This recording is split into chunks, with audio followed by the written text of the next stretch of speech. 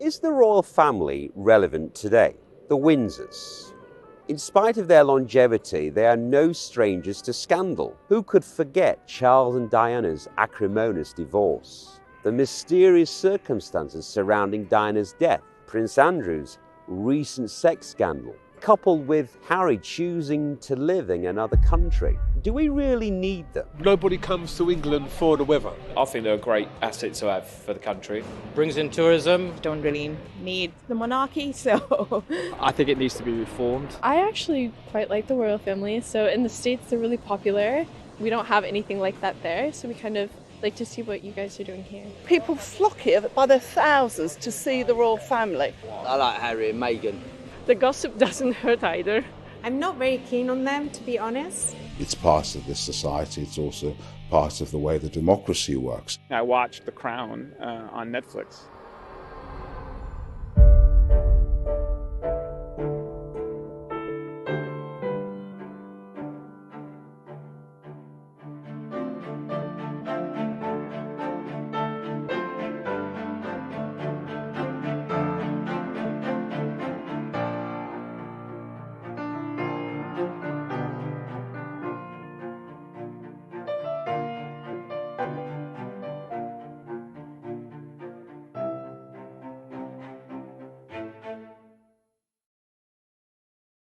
Whenever a newspaper editor wanted a royal story, you can bet the name of Miss Penny Junor was never far from their lips. And indeed, she has become the godmother of royal biographers and correspondents. She was the first person to write about Charles and Diana. She followed up with 2 books on the Prince of Wales, and then recently a book on both William and Harry.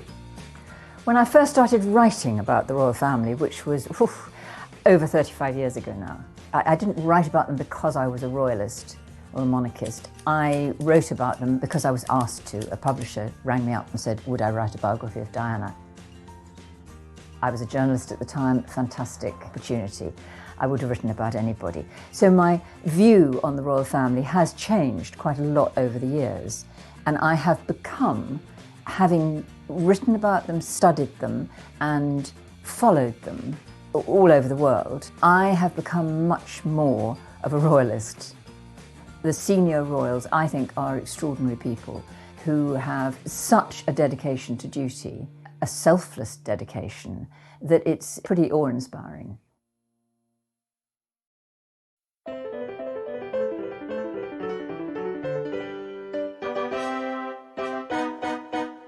You know, he's a very funny guy, and he's very charming, and he's very impulsive as well.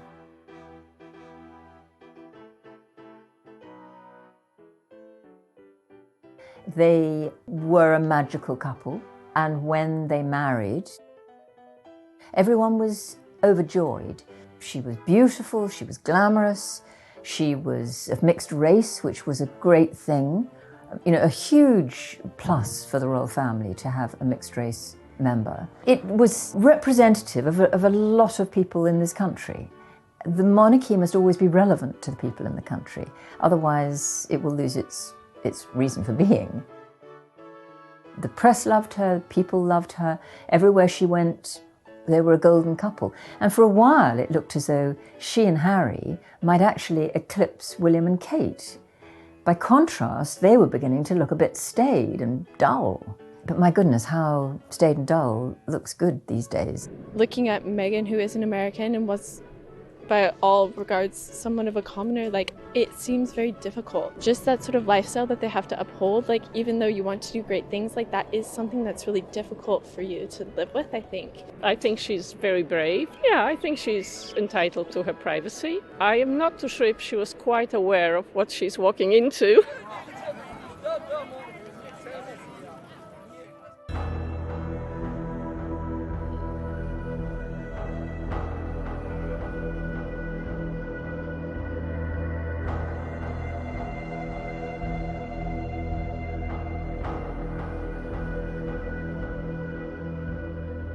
Personally, I don't think it's Harry. I think it's Meghan who's probably suggesting they go over there. I don't know. I think history will tell how long they stay over there for. I think Harry might come back.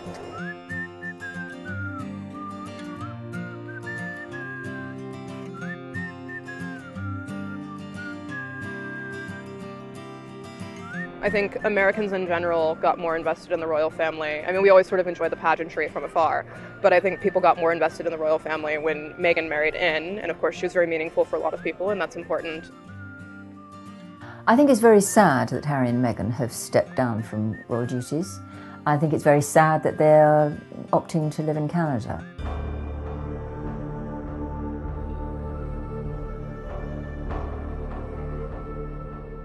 They obviously want to get out of the public eye in terms of the public duties, royal public duties, but what they do have is quite a successful brand there. So I can see them going to America or to Canada and doing very well. The fact that he's left the royal family, that takes some bottle. I guess I've got a bit of respect for him for doing that. They completely left everything behind and they're gonna do their own life. They don't want anything from the royal family and they're doing their own living, which is great. Well, it hasn't been very clear about why they've wanted to move. That's the whole problem, and that's why there's still decisions that have to be made. I don't see any reason that they shouldn't do it if they want to do that. They were treated horrifically by, I think, the British media and tabloid media over here.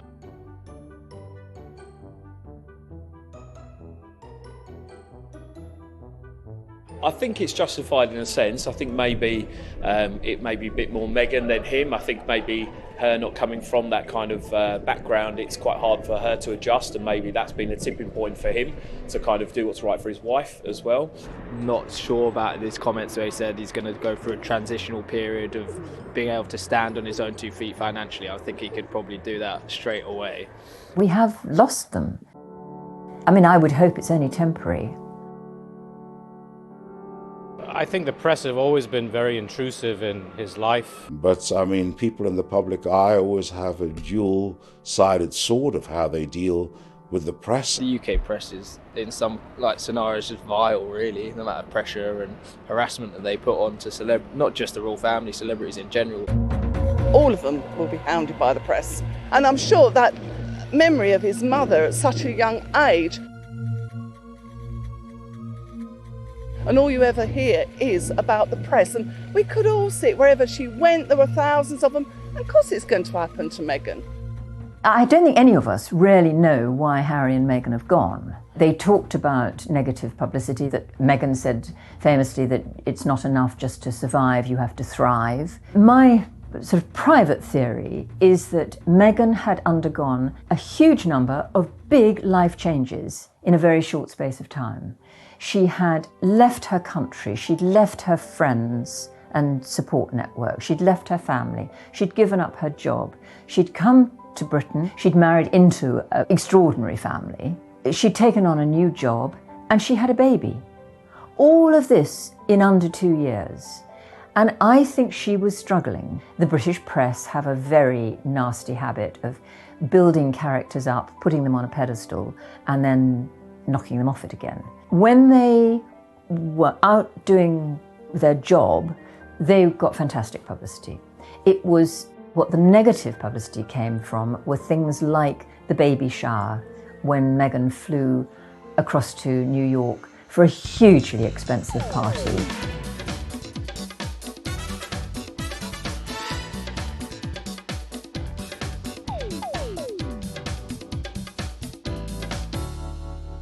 The British are not good about flashing money around.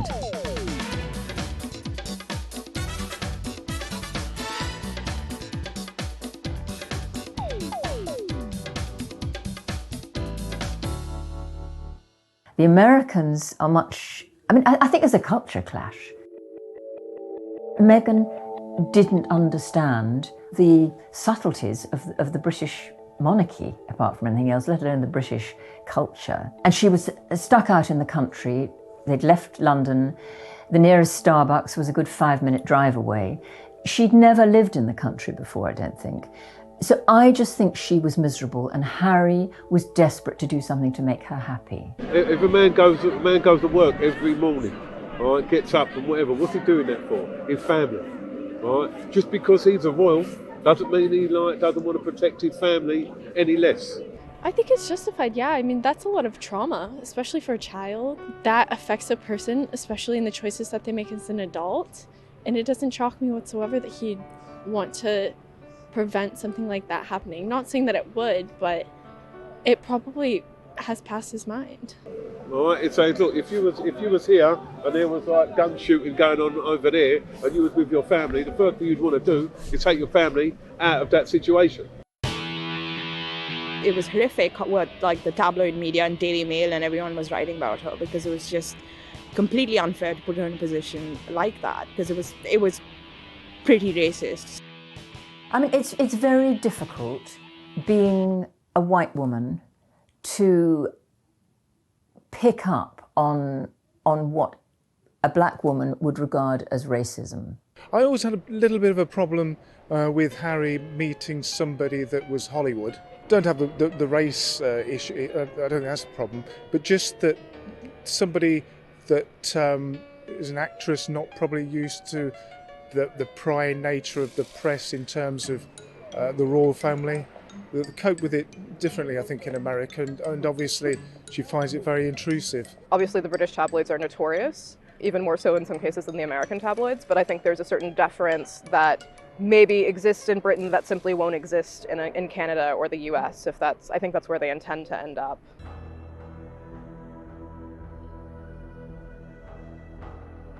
I think it's understandable, but I wonder if practically it will have the effect that he thinks it will have. I mean, considering Brexit and everything that's happened in the last couple of years and what we've been dealing with, like over here, in the media especially, there's an overtly like racist tone about like everything, which I think if they made the move to Canada, which I think is probably less over there, so I think they'll probably be treated less harshly than what has been going on here for the last couple of years anyways. I personally don't feel that the coverage, by and large, I mean, there have been one or two unpleasant pieces written and, you know, one or two incidents which were clearly racist and unpleasant. But I think overall, the coverage has not been racist. I think the coverage has been typical of the British media and their habit of building somebody up and putting them on a pedestal only to knock them off it again. She was put onto that pedestal. She was the golden girl who'd arrived in the royal family. She was coming in as a breath of fresh air. She was bringing her mixed race with her, which was great for the family. Their wedding was spectacular, and there was so much affection for both of them. It's a cliche, but America and Britain are divided by, they're two countries divided by a common language. We really are very different, I think. And the royal family is a strange institution, and we expect them to behave in a particular way, which is sort of illogical, the way we like them to be showy, we like them to wear lovely clothes, but we don't want them to be wearing clothes that are too expensive. We want them to peer out of the sky in helicopters and turn up in Rolls Royces, but if they get above themselves, we slap them down. Without having been brought up in this country, I don't see how anyone can really easily fit in. And Meghan coming in, I think, absolutely didn't understand that. And why should she? She thought it was absolutely fine to go hugging people. It is absolutely fine to go hugging people, but we don't expect it of the Queen. If the Queen started to hug, we'd be horrified. So that was where I think the negative sort of publicity started to come in. And some of it, I'm sure, has been very hurtful. I mean, you know, anyone who is in the public eye gets negative publicity. You always do. There's no one who escapes it. Who knows what actually goes on in that relationship between Harry and Meghan? I think it's probably her that's caused that. I think she's lived in Canada.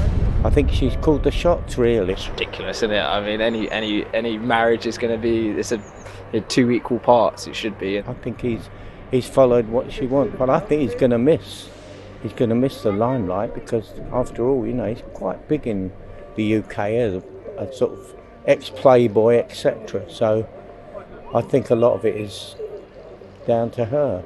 I think he's very much his own person, and he's always had his own way about going things, but I think he's met the person that he wants to be with, and he's respecting her opinions as well and taking them into account. Meghan is undoubtedly a very strong woman. She was a successful actress.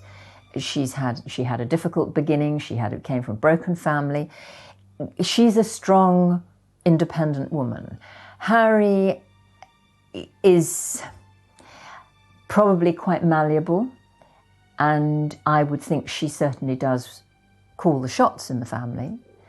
Whether she has manipulated him, I wouldn't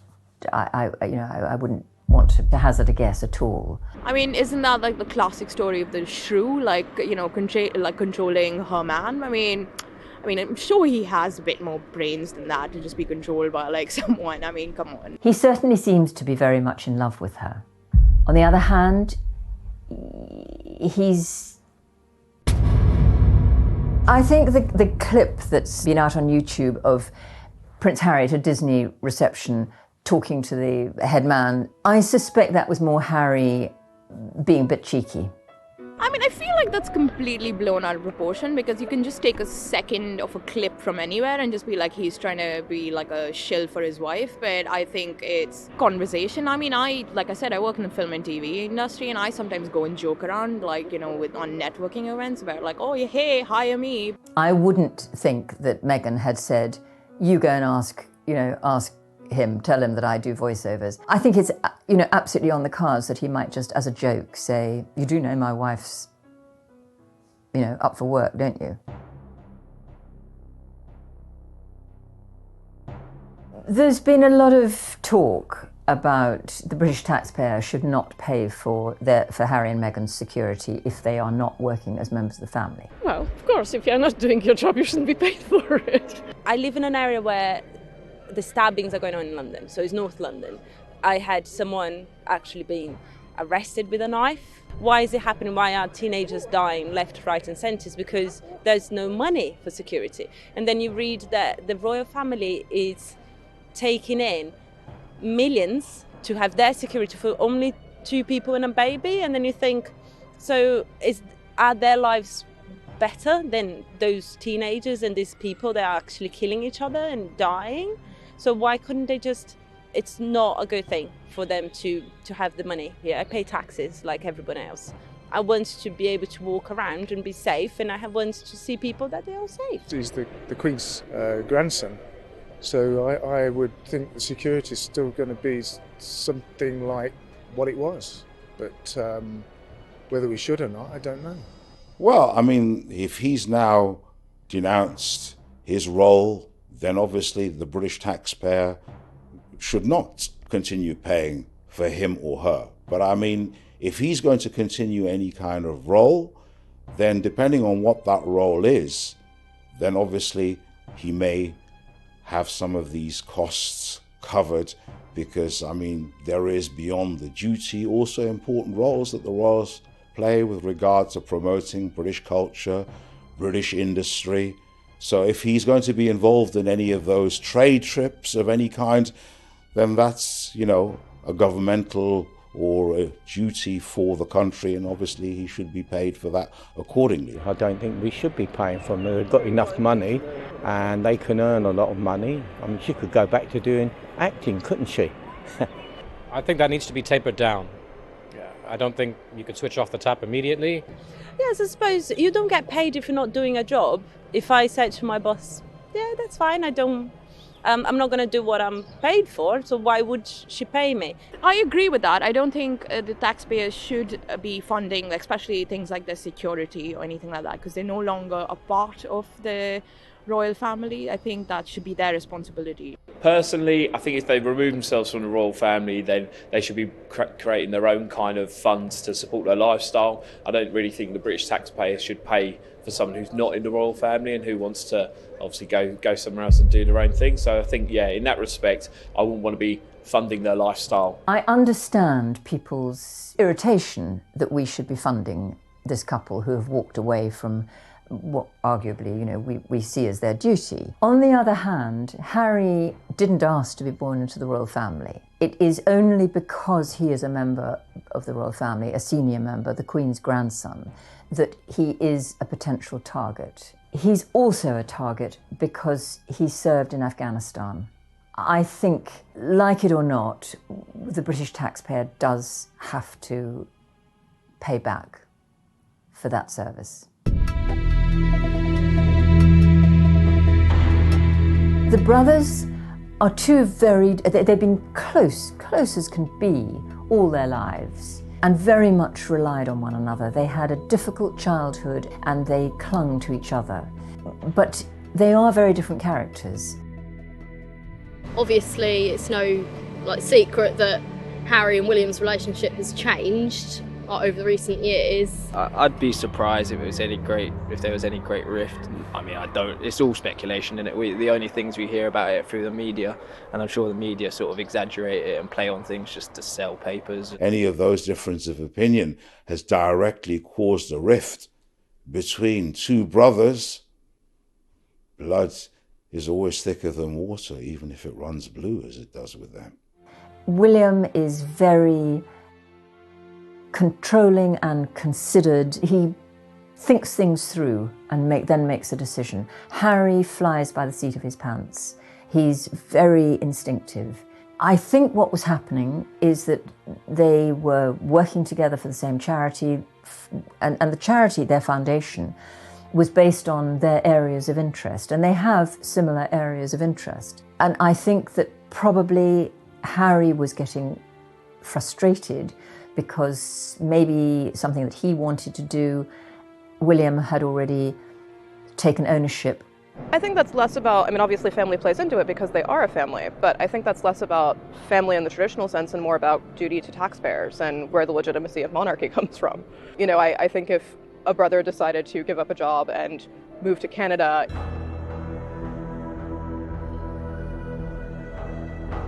in any other circumstance, it would just be a personal thing. This is definitely not, and I think you're seeing that manifest in discussions. I admire what William and Kate do. I think they toe the royal line very well and will continue to do so. I think he's perfect, he's second in line now, is he, for the throne?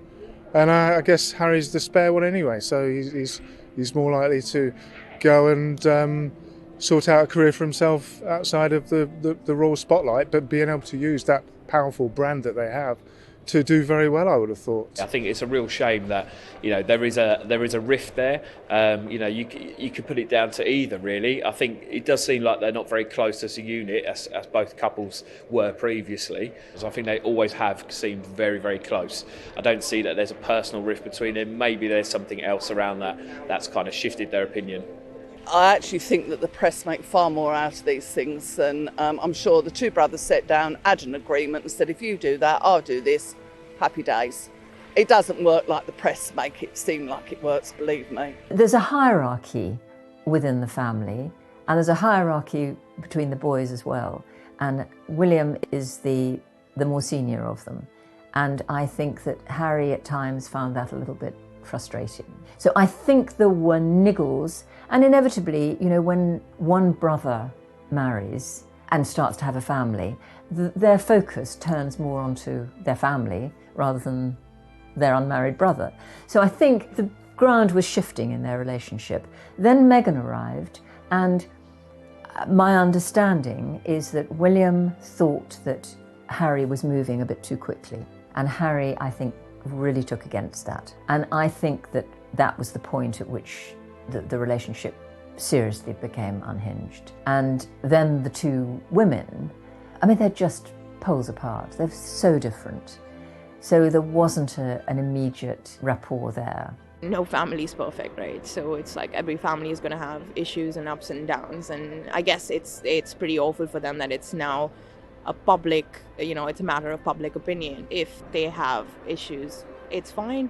It's such a tragedy that this relationship has gone sour, because it was so close. And people in years gone by, their advisors, their private secretaries were sort of envisaging a future where William became king that Harry would be his wingman. He would be there alongside him. I think it's probably an issue of everything, whether it's power, obviously power dynamics, but then I also feel like it might also be personal issues between, it could be like loads of different things. I don't think a rift is necessarily because of one thing in particular. Years ago, there, I think, was a real possibility that Harry might throw in the towel, step back from being a member of the royal family, from being a working member of the royal family, disappear to Africa or somewhere where he started his charity, Centre Bali. Harry was a troubled child who grew into a troubled teenager and always struggled with being royal. He was referred to always as the spare, even by his mother. He was the one who was less clever than his brother, less good looking than his brother, less important than his brother. And he, all of this bubbled away inside him. Then he went into the army and he discovered he had a talent for flying Apache helicopters. It was something that he could do superbly well.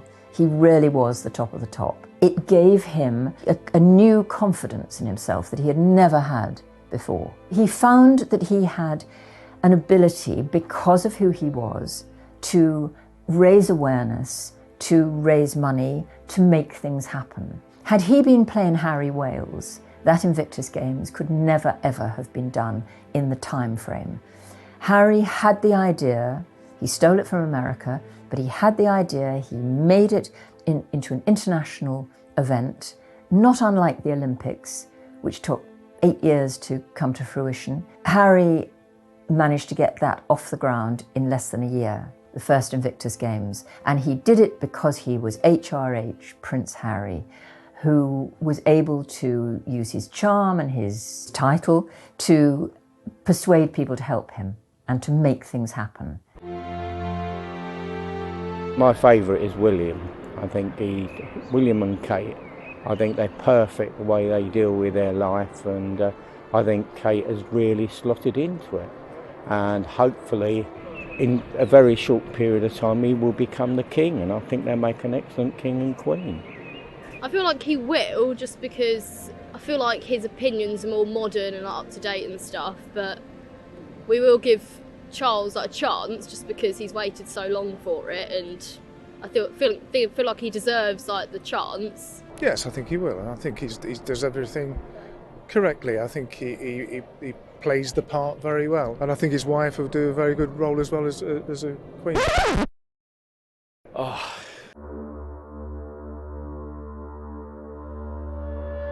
I think that's a really messy situation, and I think he got off probably easier than he should have. It seems like a vile man, really. Yeah, because he's a royal, he's sort of untouchable in a sort of way. Oh, I think he'd at least be talking to the FBI.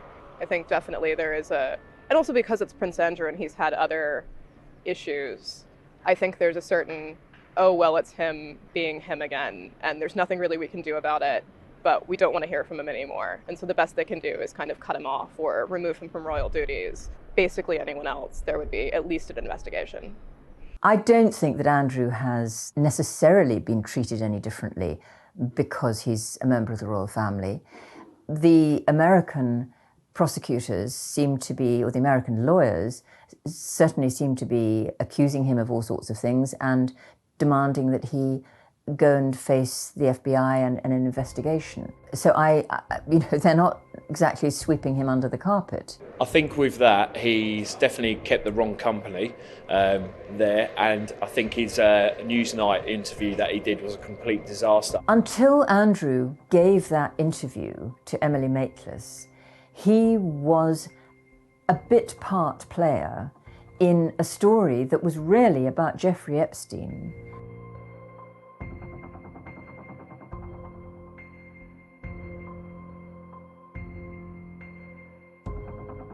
Well, I remember seeing the programme that night, and like what was said in the papers, complete car crash. It was really hard to watch. And I think it shows that people like Andrew are just totally out of touch with what people think. He probably thought just turning up and saying this, that and the other, it would all go away, and he made it far worse than it ever was. Well, bad enough, but it made a bad situation a lot worse. I think that's a much bigger deal than was probably let on here, especially. I don't know how it was covered specifically in UK media, but US media in particular, I think it kind of got swept under the rug. I think it should have been more, honestly, from like my perspective, even just as like a woman. I think that he should have gotten a little bit more than a slap on the wrist. I think he should cooperate with the US authorities, because that came out in the paper. I remember reading that he wasn't cooperating with the FBI, and I think he should, because I think it is like very serious allegations and they should be looked into. Unfortunately, he's made some mistakes. There are so many other people that have made mistakes who are in the limelight and they get away with it. They're called heroes. But he, because of the situation, is not classified as a hero. He's made a couple of mistakes. I don't think he should step down at the moment, no. I mean, a good judge of people is who they associate with, and the people that he's been proven to associate with have proven to be very nasty people, so yeah. I mean, my view about the whole thing is that Andrew brought this whole thing on himself. Yes, he'd been around, but I'm sure there are many other people who had been around, and he was being accused of sleeping with the underage girl. The only reason his name kept coming up was because he was royal. My view is that he ought to go to America and talk to the FBI or whoever it is that wants his witness statement.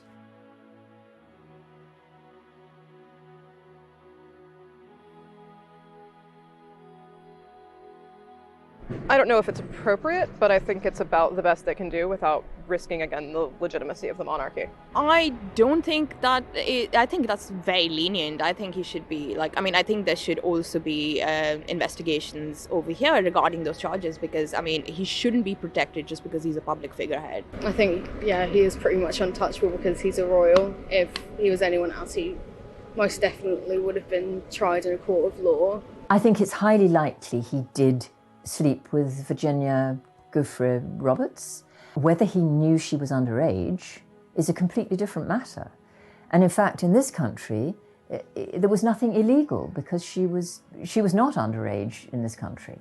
So, but I think, he definitely spent time with Epstein. Epstein sounds like the most hideous character. He was definitely abusing a lot of young girls. And, justice needs to be done.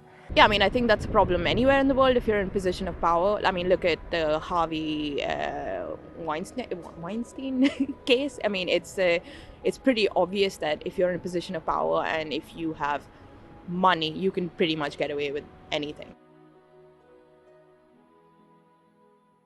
I don't think we'll see Prince Andrew back as a working member of the royal family. I think he has absolutely shot himself in the foot.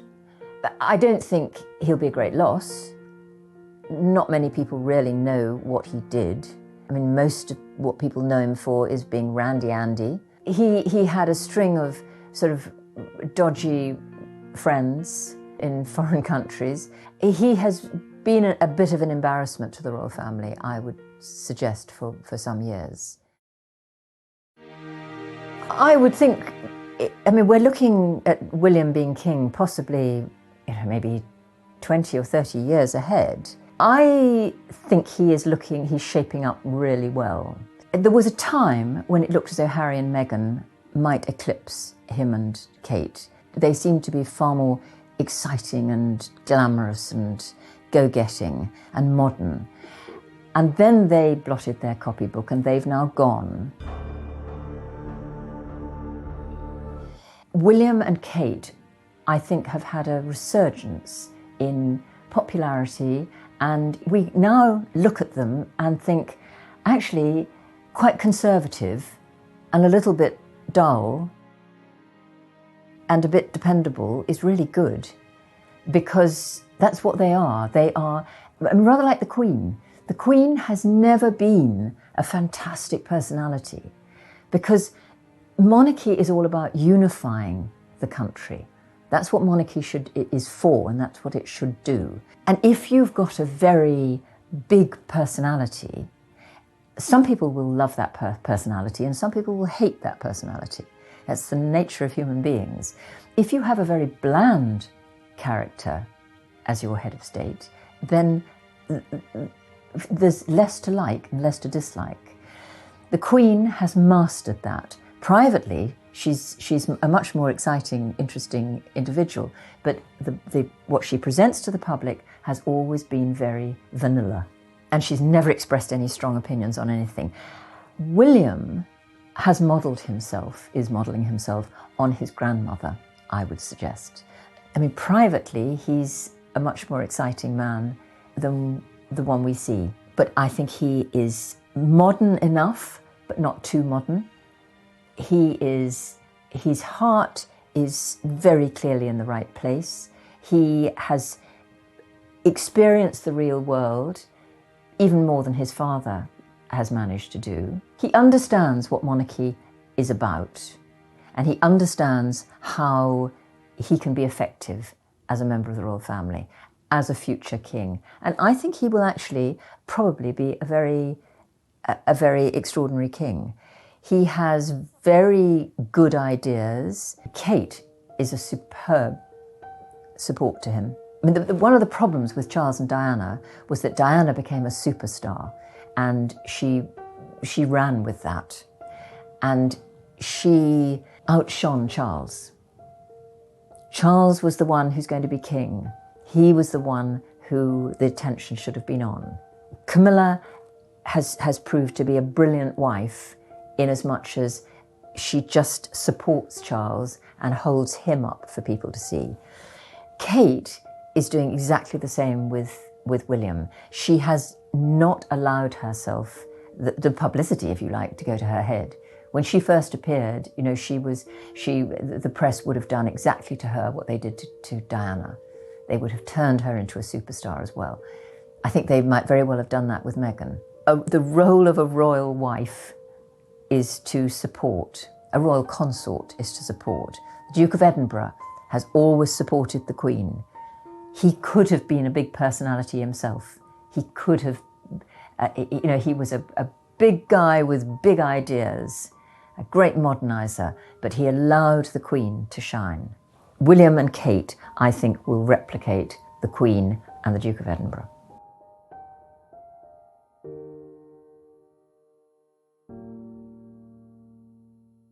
The member of the royal family that I've written most about is the Prince of Wales. I am very fond of him. If I had to choose my favourite member, I mean, the Queen is extraordinary, but I actually don't know her quite as well. I have written about her, but not in such depth. The Prince of Wales is my sort of age. I've grown up with him, grown up observing him, and I have huge admiration for him. He's a shy man, fundamentally, who's had to be out there and to meet strangers on a daily basis and deliver speeches to audiences of hundreds of thousands. It's something which might not naturally he would have chosen to do. But he has absolutely dedicated himself to duty. He was born with a silver spoon in his mouth, and he has spent his life giving back.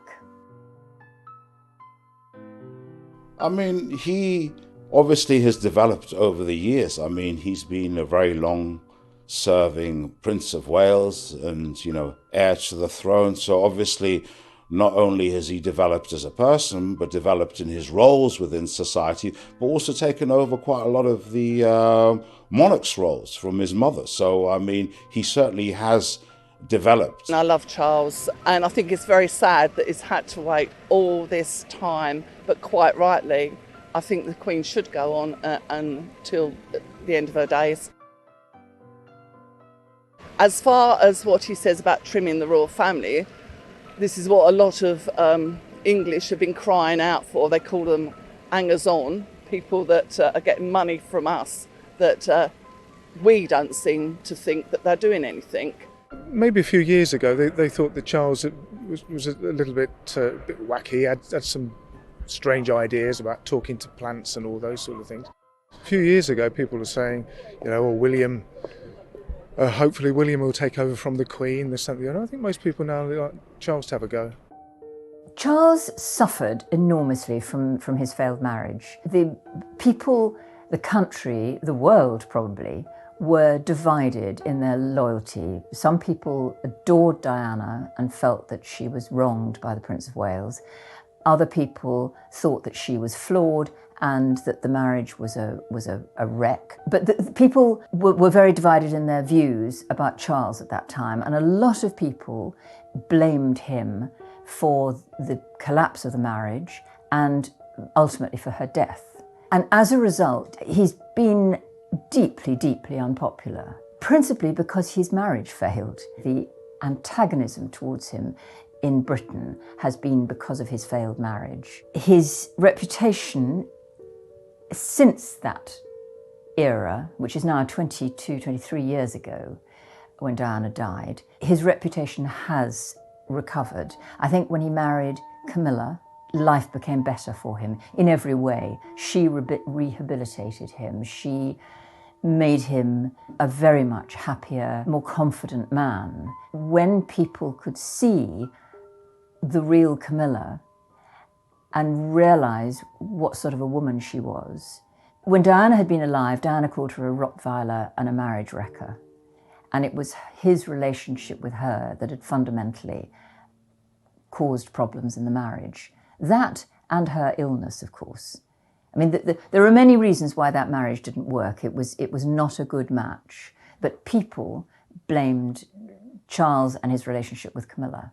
Once they were married, people could see that Camilla was actually a really nice woman who supported Charles in a very dedicated way. And I think because of her and how he has been since he's been married to her, the reputation of both of them has gone up and up and up. Had he become king a year after Diana died, I think could have been very difficult for him. I think the lapse in time and him continuing solidly with good work and with Camilla demonstrating that she also is a hard worker who's just there to support him, not after any titles herself. All she's doing is working alongside him. I think that has rehabilitated him, and he will, when the time comes, be accepted as monarch. Yeah, I think he has become a bit more popular because I think, like, in some ways he was ahead of the curve when it comes to like climate change, or like looking at organic food and all that kind of stuff. Also understand that maybe the negative publicity about the whole thing that happened with this particularly volatile relationship between him and Diana, and then the whole affair. At some point, like public memory is so short, like, people forget all these things, people move on. The whole story of Diana is, it's an interesting story and it's not clear-cut. But Diana fundamentally went into that marriage with Charles a damaged woman. She'd had a very difficult childhood. Her mother and father had had a bad marriage. Her mother was an abused wife. She desperately hung on in the marriage until she had produced a son and heir for her husband.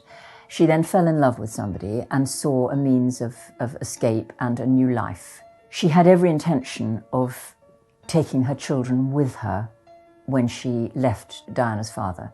Diana was only 6 at that time. She had 2 older sisters and a younger brother. In the custody proceedings after the divorce, Diana's grandmother gave evidence against her own daughter in a court of law, calling her a bad mother. And as a result, very unusual for the early 1960s, but as a result, her mother lost custody of all 4 of her children.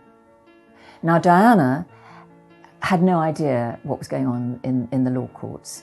All Diana, age 6, knew was that her mother didn't love her enough to take her with her. She felt unloved and unwanted, and that little girl took that hurt and that feeling of rejection and misery with her into her adult years. When she met the Prince of Wales, he was desperate to find a bride. The press were on his back, his father was on his back, he was in his early 30s, and if a An heir to the throne has one duty in life. It is to ensure the succession and marry and produce an heir. So there was a lot of pressure on him. He had at that time to marry a member of the aristocracy, it seemed important, a member of the aristocracy, a member of the Church of England, and a virgin. Now by the 1980s, those three things were like hen's teeth. We'd had the sexual revolution of the 60s, we'd had the contraceptive pill. There were very few virgins around, let alone aristocratic ones and members of the Church of England. So along came Diana, who appeared to be absolutely everything Charles was looking for. And Diana was very clever. I think she had set her sights on the Prince of Wales years before, when she was a teenager, an earlier, younger teenager, and Charles had been going out with her older sister. She came to a shooting party at Althorp, the country house they lived in. I think this teenage Diana fell for Charles and dreamt, back in her boarding school, dreamt about one day being his girlfriend. So when she met Charles, she pressed all the right buttons and she told him how sad she thought he'd looked at Earl Mountbatten's funeral. And she touched him. She was very pretty, she was very innocent, she was very sweet, she was very funny. She made everybody laugh. He invited her to come up to Balmoral. She went. It went wonderfully. Everybody loved her. She seemed to love Balmoral. She seemed to love being outside, and they had a wonderful time, and Charles began to think that this might be a possible bride for him. As the months went by, they saw one another, but they saw one another a handful of times. And the press got onto her immediately. During that holiday in Balmoral, a photographer was on the banks of the River Dee, spotted her, worked out who she was, and the press were then en masse outside her flat in London. And every time she left her flat, they charged after her. Her life became absolutely miserable. The long and the short of it is that Charles's father, unhappily, they don't speak in the way that most families speak. They write memos to one another. His father wrote Charles a memo saying, "You've got to make your mind up about this girl.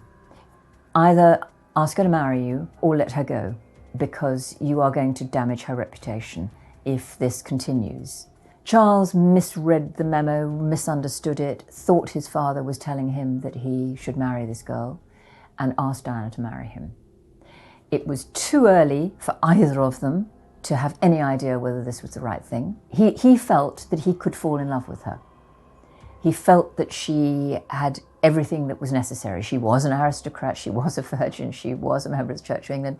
And furthermore, because her father, Earl Spencer, had been an equerry to the Queen and to the Queen's father, she understood the protocol of royalty. She'd been around the royal family, so she wasn't fazed by them. It seemed a perfect match, and she seemed to love everything that he loved. But the reality was she didn't love everything he loved. She was a damaged woman who was trying to be loved. I think if you're going through something like that, especially when it's related to the death of your mother and, the fact that she was chased into a tunnel by the paparazzi because it was a media-hungry moment. Whether the press killed his mother or not is as much of a conspiracy as who killed her or not. I don't know, it's only speculation, but I would say there's definitely a lot that goes on around the royal family that we just have no idea about. And they're the most powerful family in the country, and the aristocracy in the UK is it's very powerful, and there's definitely a lot of things that go on behind the scenes that we don't know about. Yeah, I hear all sorts of things. I wasn't there. There are so many different speculations. It's very hard to have any kind of belief as such, because, there hasn't been any formal review of the whole thing in any way whatsoever. There hasn't really been anybody coming out speaking about it strongly being a conspiracy in one way or the other. It has just been different rumors as such. So, it is possible, but I haven't really seen anything to say definitely this is something that makes me think or suspect one way or the other. I don't think the royal family would have taken a hit out on her, because that's a bit. But yeah, no, I don't believe in that. When we were young, we all fancied like Prince William because he was super hot, but it was obviously these things have changed when I've lived here over a period of time, because I also feel like, I guess, waste of public money on a lot of things. So, but yeah, I mean, I guess maybe living here has changed my opinion, but it was a different thing, I guess, when I was living in India. I used to go to school here when I was a teenager in Cambridge. And I think that's where I became more aware of the royal family as such. And yeah, I always followed them. I like to see what's going on. I don't think they have been doing anything particularly different over a period of years in terms of what they do for the country. How they're perceived overseas has probably changed because the younger generations want to live their lives a little bit differently than perhaps those of the Queen's generation, and that brings with it more opinions from others who perhaps view any royal family as being very traditional, but these younger people perhaps want to live their lives a little bit differently. I think there is no chance that Queen Elizabeth will abdicate. When she became Queen, she vowed she would serve this country her life long, be it short or long. As long as she has her health and her mental capacity, which at the moment both are absolutely robust, she will remain as Queen. Years ago, the Dutch Queen abdicated, and one of the Queen's private secretaries said to her, "Ma'am, the Dutch Queen has abdicated." And the Queen scoffed and said, "Typical Dutch." This is not something that she will do. And it's not something I think that the Prince of Wales would want her to do. I mean, sure, he's been waiting a very long time to become king, but he hasn't been twiddling his thumbs. He's been doing some extraordinary work during his years in waiting. And when he does come to the throne, he will be the best prepared monarch that this country has ever had.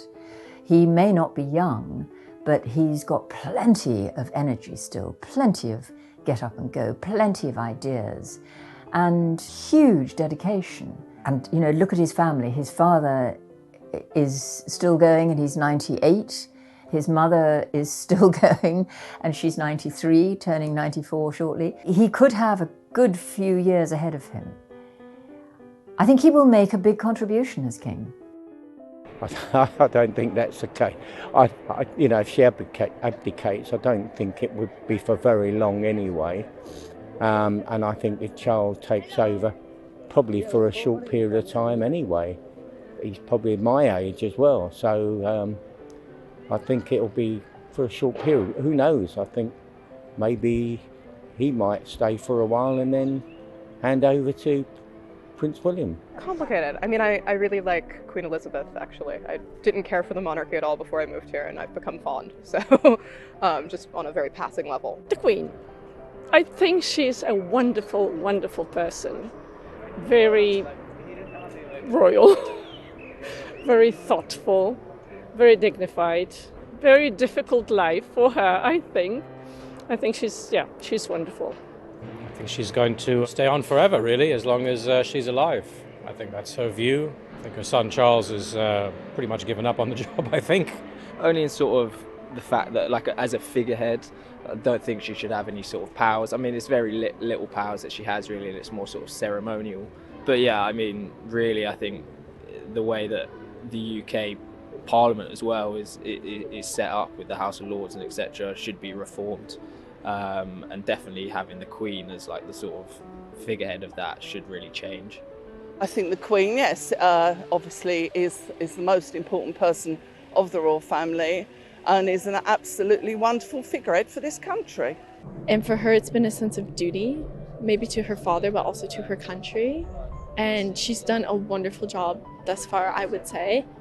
And she's dedicated so much of her life to that. She's gone through war. She's gone through political unrest. I mean, she's going to go for the record, and why not? I mean, she's always been the one who sent telegrams around for people that reach 100 as such, so there's hope for all of us. But I mean, you know, she will go for the record of being the longest running monarch. I think she'll do that at least before she ever considers abdicating, because there afterwards, you know, there'll be a certain mark that she's left, but she'll certainly go that long. So long as she's capable of doing the job and also being able to delegate the other royals to cover a lot of her duties. I mean, you know, her husband is no longer formally involved in royal duties, but at the end of the day, she certainly knows how to arrange all the other members that work with her, and that is a whole transition process that's taking place, whoever will be the next in line. I mean, fair play to her. She's 93 and she's still managing. That's amazing. You know, I mean, I can't even, like, I struggle with social events, like, sometimes, and I can't believe, like, she's actually, like, being able to, like, even manage all of that. So, you know, amazing that she is being able to do that. I think she's done a grand job, like, the whole time she's been there, and I really don't see... I think she's quite in touch. I don't think she is out of touch, really. I think because she does surround herself with, and is very close to William and stuff like that, she doesn't kind of seem out of touch to me. And I think there'll be the right time for him to come in and take that, and that'll be his proper time to do it. I think while she's still in power, why should she kind of, abdicate that and let that go? I don't think it's all that important, really, who's the head of the monarchy. I don't think it's all that important for the running of the country. If you look at other monarchies in Europe, you can see that they are far more progressive, and maybe that's something that should happen here as well, for the younger generation to more accept them and their monarchy becoming more part of the society.